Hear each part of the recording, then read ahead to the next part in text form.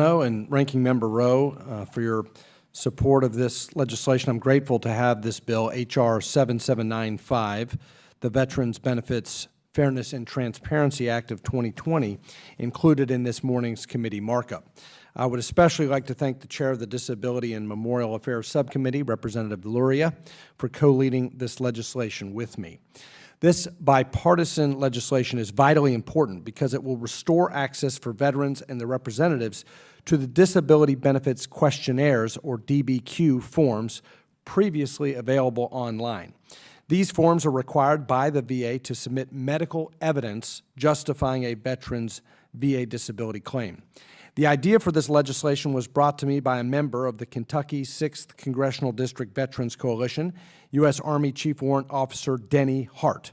Mr. Hart continues his service to our country by helping other veterans file their disability claims with the VA. However, after the VA removed these forms from being publicly available in April, effectively shutting out Mr. Hart and other veterans advocates from assisting veterans, there became a need for Congress and this committee to act. My legislation gives the VA additional manpower to process a veteran's DBQ by maintaining the ability of a veteran's own provider to fill out the form. The VA should not be in the game or the business of blocking veterans' access to trained volunteers who can help veterans get the benefits that they are owed. Furthermore, our proposal prevents veterans from having their disability claim denied or delayed solely because the VA changed their DBQ form during the application process without the veteran knowing.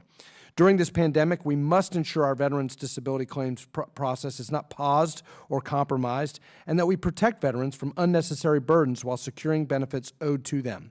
No eligible veteran should be denied disability benefits just because a bureaucratic form has been changed between the time that they filled it out and the time of adjudication. This has happened to several of my constituent veterans, causing significant unnecessary frustration and difficulty.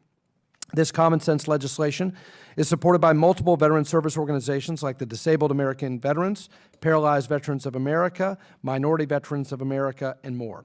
While I understand the VA has its concerns with public-facing DBQs, I had the opportunity to share the motivation of this bill with them in our legislative hearing last week and hope they will, going forward, work with veterans to make disability benefits applications and the process better and wholly in the veterans' best interest.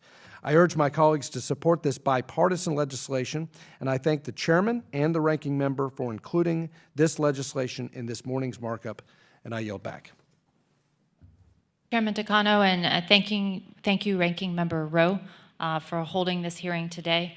I'd like to specifically speak on H.R. 7795 and like to extend my thanks to Representative Barr from Kentucky in pushing forward this very important issue. I have also heard from constituents and from veteran service organizations that the lack of forward-facing, easily accessible to the public disability benefit questionnaires, or DBQs, has made it that much harder for veterans to receive their benefits. And I will just quote Mr. Barr, who said the most obvious thing, is that no veteran should be denied their benefits due to poor bureaucracy.